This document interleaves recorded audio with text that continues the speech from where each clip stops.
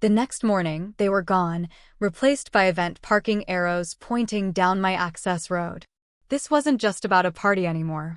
This was about whether I had any rights to my own land. 2 weeks before their planned grand banquet, I woke up at dawn to the sound of a diesel engine. Looking out my bedroom window, I saw 3 large trucks parked on my access road and a group of workers unloading equipment. The invasion had begun. I got dressed and stepped outside. Workers in matching polo shirts bearing the Whispering Meadows logo were marking out areas with flags and stakes in the meadow behind me. One was testing soil samples near my stream, another was taking measurements for what looked like a makeshift stage. "What the hell do you think you're doing?" I asked the foreman, a burly guy with a clipboard who barely raised his head as I approached. Setting up for the Whispering Meadows summer celebration, he replied as casually as if I'd asked about the weather.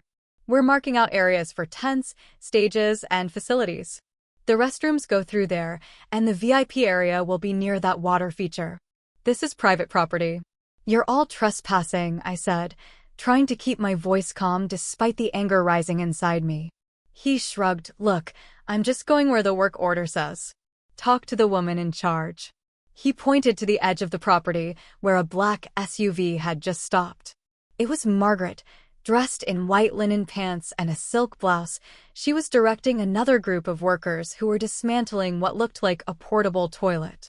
She was pointing and making notes on her clipboard like a general planning an invasion. Her husband stood beside her, talking on the phone, ignoring the natural beauty around him, while he ordered someone through a property list. "Margaret," I said, as calmly as I could, "this is illegal. You have no right to be on my property, let alone set up for an event." She barely glanced at me. "Mr. Garrison, this event is for the greater good of our community.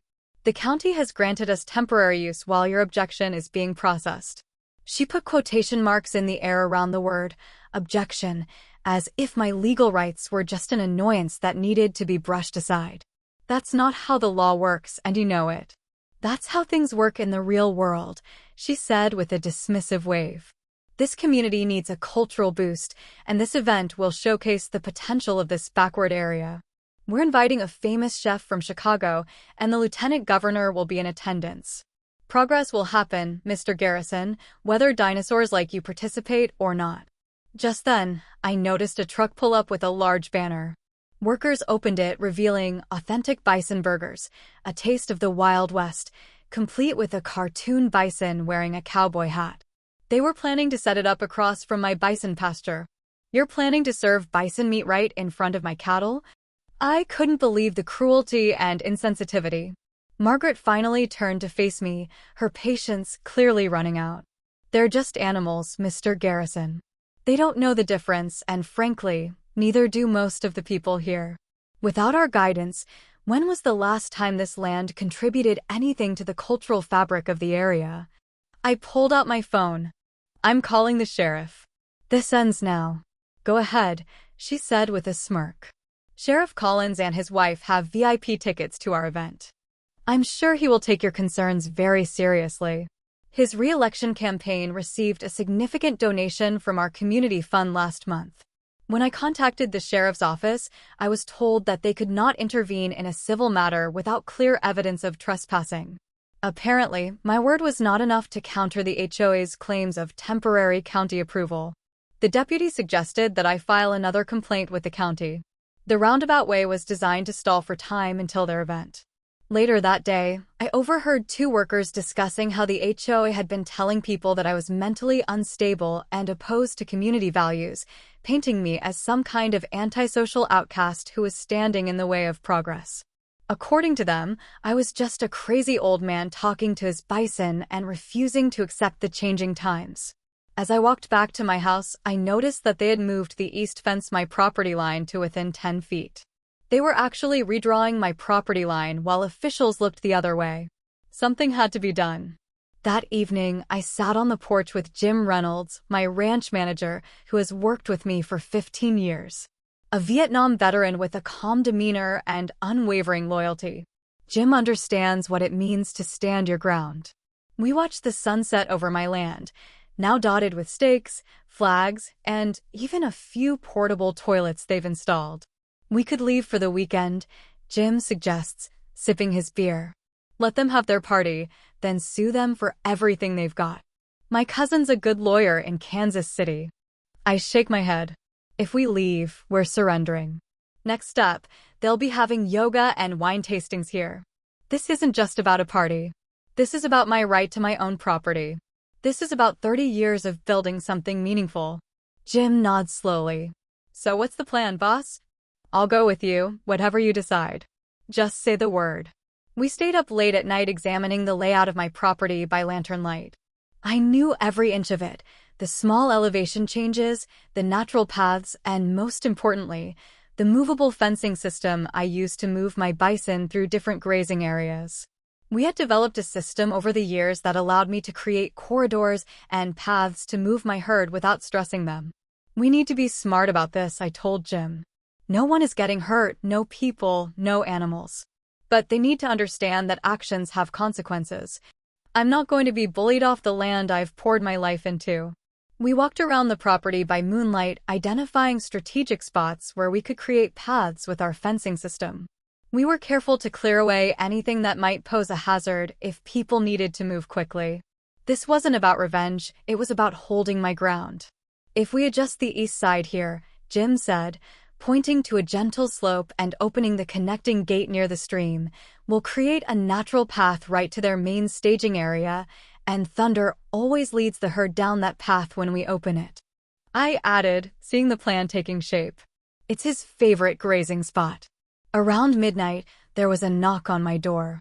It was Dave Jenkins from the edge of Whispering Meadows, looking around nervously as if afraid of being seen at my house.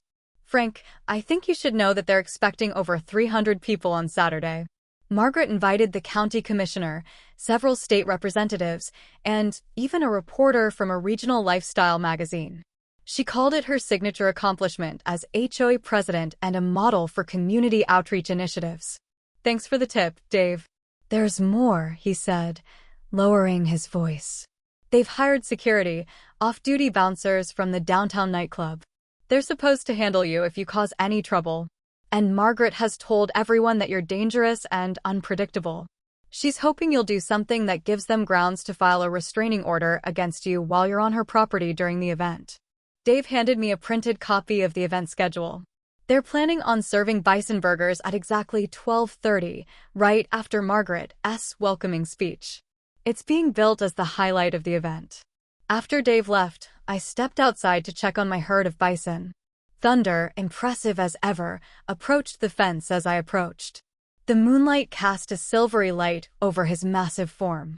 I'd raised him since he was a calf, and despite his intimidating size, he had a gentle temperament, unless something threatened his herd.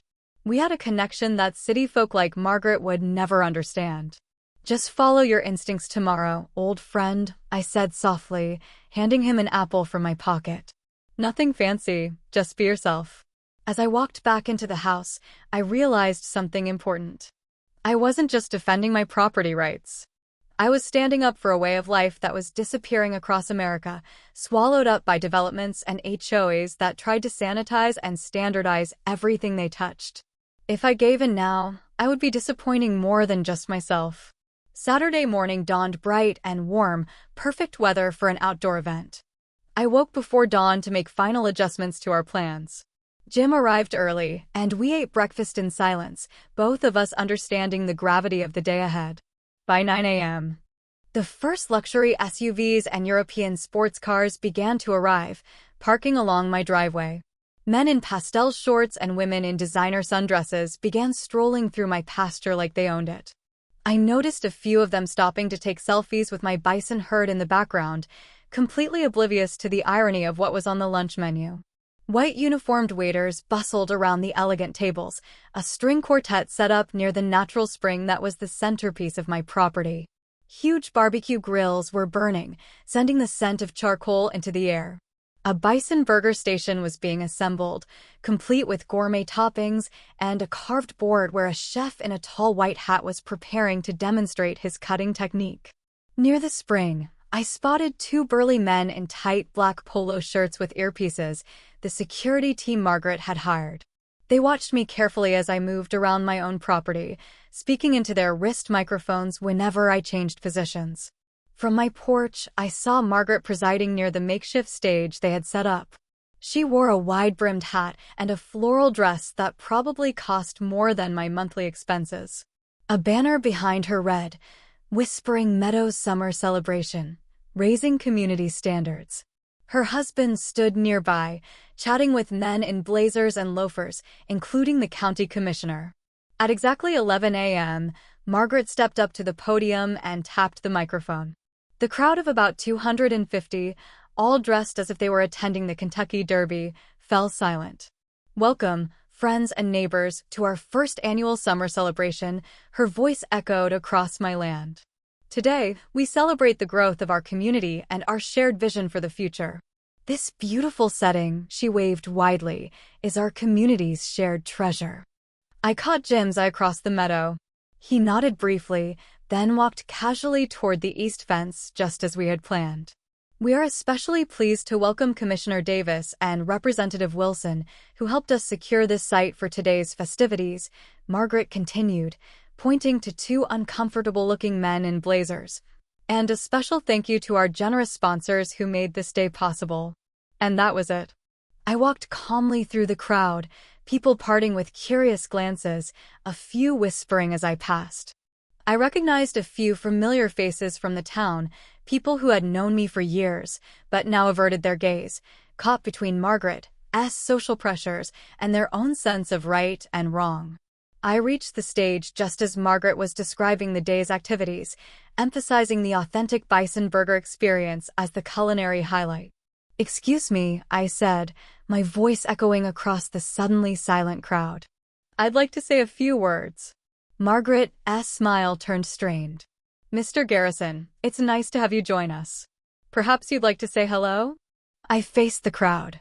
"This is private property. You're all trespassing. I've asked politely, I've sent legal notices, and I've been ignored. I'm giving you one last chance to move this event elsewhere." Margaret laughed nervously. "Oh, Mr. Garrison, and his strange rural concerns, always so dramatic." She turned to me, her voice dropping to a harsh whisper, "Get off my stage before the guards drag you away. It's time you accepted that progress is coming, whether you like it or not. This land is worth 10 times more as an extension of our community than it is as your personal zoo."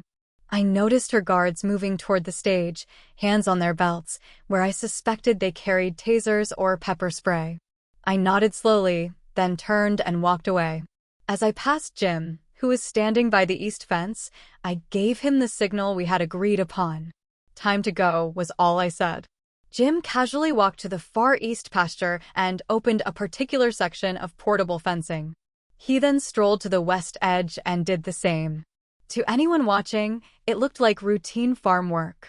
What we had created was a natural corridor that led directly to the center of the event, a path that passed by the barbecue pits and buffet tables that had been set up near where Margaret was still speaking. The portable toilets formed a barrier. The funnel would naturally direct any movement toward the VIP area. For a few minutes, nothing happened. The event continued, people chatting over champagne, a string quartet playing Vivaldi, waiters arranging elaborate food displays. Then thunder appeared on top of a small hill to the east of where the crowd had gathered. He stood there for a moment, massive and majestic, the sun glinting off his black fur. Standing over 6 feet tall at the shoulder and weighing over a ton, he was an imposing sight. Behind him, one by one, the rest of the herd emerged, a dozen bison in all, each weighing over a ton, their powerful shoulders creating a ripple of movement as they emerged from the tree line. From my vantage point, I could see the exact moment the first guests noticed them. A woman in a white linen dress, a glass of champagne in her hand, had a classic reaction. Her mouth opened but no sound came out. Then someone shouted, "Is that a buffalo?" The whisper spread through the crowd like wildfire. People stood still, unsure whether this was part of the entertainment or cause for concern. I heard one man explain to his wife that it must have been a rustic touch designed for authenticity. Margaret was in the middle of announcing the charity raffle winners when she noticed the shift in the crowd's attention. She stopped mid-sentence, turning to look in the direction they were looking, just as Thunder let out a deep roar that seemed to shake the air around us. The look on her face was priceless, shock giving way to confusion, then horror as she realized that these were not decorative animals kept safely behind a fence, but massive wild creatures moving with purpose directly towards her precious event. "Security!" She yelled into the microphone, the sound echoing painfully through the crowd. "Stop those animals at once!" The two musclemen she'd hired looked at each other, then at the approaching herd of bison. One actually laughed. "Ma'am, I don't get paid enough to wrestle buffalo," he said, backing away. The chef at the bison burger station was the first to really panic. Maybe it was guilt or maybe it was self-preservation, but he left his post with surprising speed, leaving behind a table full of partially prepared bison. Thunder headed straight for that table, drawn by the familiar scent. The crowd parted like the Red Sea, scrambling to get out of his way. He stopped at the abandoned grill, sniffing curiously at the prepared meat from one of his distant cousins. Margaret, still standing on the platform, was waving frantically for someone to do something. "This is intentional vandalism," she shouted. "Mr. Garrison has released dangerous animals into our community event. Call animal control. Call the sheriff." That's when Thunder decided to investigate the stage itself, perhaps drawn by the commotion. It moved forward with the unhurried confidence of a creature that feared nothing in its path. Margaret's moment seeing the 2,000-pound buffalo charging straight at her podium was a moment I will cherish forever. Her face went from rage to pure terror in an instant. She tried to block Thunder with her hands, her white button-down shirt flapping as she backed away. Dust clung to her dark jeans, and her hair flew as she turned and ran, screaming about lawsuits and criminal charges. Her husband wasn't far behind, tripping over the sound equipment in his haste and falling face down in the mud near the creek. The county commissioner and other VIPs rushed to their cars, their dignity forgotten.